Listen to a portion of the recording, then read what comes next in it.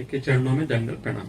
महाराज जी, जैसे अभी अभी आपके सत्संग कार्यक्रम के दौरान आलस के कारण आंख बंद हो रही थी, तो मैं उठकर चलकर सत्संग सुना, तो उसी दौरान देखा कि बहुत से छोटे जीव पैरों के नीचे आ जाते हैं और मर जाते हैं। तो क्या यह पाप है या कभी? यदि हम कठोर पादुका पहने हैं तो बहुत देख के पैर रखे, आराम से पैर रखकर चले।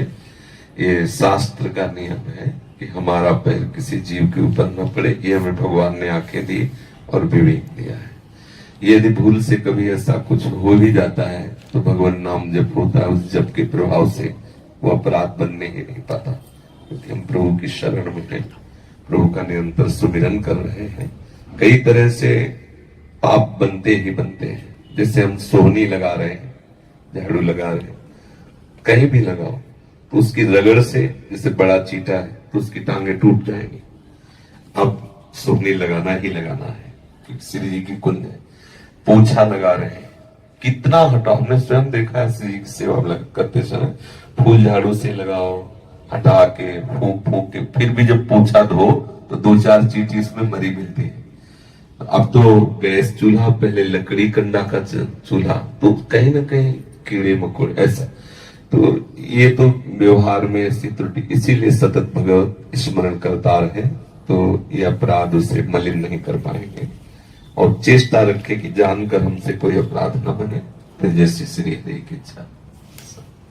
अच्छा, डंक वाले जीव होते हैं महाराज जी, जैसे सांप और बिच्छू या मच्छर, इनको कई बार ऐसी व्यवस्था होती है घर में, वो मशीन होती है जो चल रही है जिससे मच्छर मर जाते हैं, तो वैसे वो ऑल आउट के होते। वो एक बार हमारे यहाँ लगाया तो वो मतलब देखा सुबह 10 मच्छर मूर्छित पड़ा, उखाड़ फेंक दिया, इसकी जरूरत नहीं।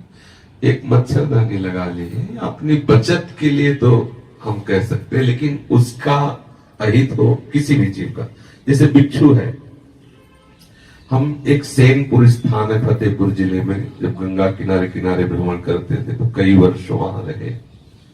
वहां सैकड़ों बिच्छू ऐसे घूमते थे जैसे बड़ा चीटा, भूरी बिच्छू, काली बिच्छू, सहस्त्रों सर्प, कई बीघे का जंगल जहां सूर्य की किरणें भी न जाए, बड़े बड़े विशाल बरगद के वृक्ष, कदम, बड़ा सुंदर शोभनीय आश्रम था। और पास में कल कल करती हुई भागीरथी बह रही है। एक बार कभी बिच्छू ने डंक नहीं मारा, कभी सांप ने नहीं काटा किसी को। ये आश्रम की ऐसी महिमा। तो यदि हमारे बिच्छू मारनी है 8:10 में, तो 9 मिनट तक आप निर्भय रहिए। 10वें मिनट में जब तिजोरी में बंद हो जाए, वो मारेगी मारेगी, तिजोरी के अंदर अपने आप पैदा हो जाएगी और आपको मारेगी। ये लोग कहते हैं काल है, इसे मार देना चाहिए। तो उनसे पूछो कि काल को किसी ने मार पाया है क्या? काल ही सबको चाट जाता है, उसको कोई मार नहीं सकता है। तो हर जीव प्रभु की सृष्टि में प्रभु के द्वारा रखा गया है, तो उसका भी अधिकार, जितना आपका अधिकार है उतने उसका भी अधिकार। अपना बचाव पक्ष रख रहे हैं। बचाव पक्ष में यदि कुछ ऐसा हो, जैसे मानो कोई जीव है, हम उसको दूर फेंक, अब उसको जो कष्ट हो रहा है हमारे पकड़ने से, जो चेष्टा से, वो बात अलग है। हम अपने बचाव पक्ष में हैं, उसके मारने के पक्ष में नहीं।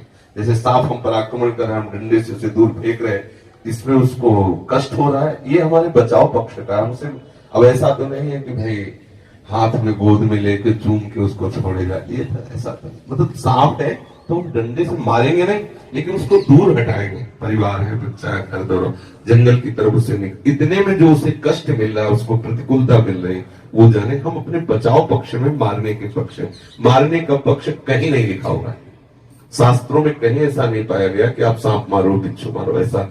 और भागवत में तो आता है कि अगर आप मच्छर मारते हो ना ऐसे, तो आपको भी उसका नरक भोग भोगना पड़ेगा।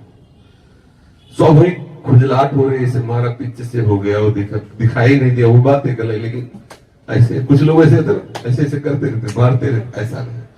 प्रकृति है, संसार है, भगवान सबकी रचना है, अपना बचाव पक्ष कर सकते हैं।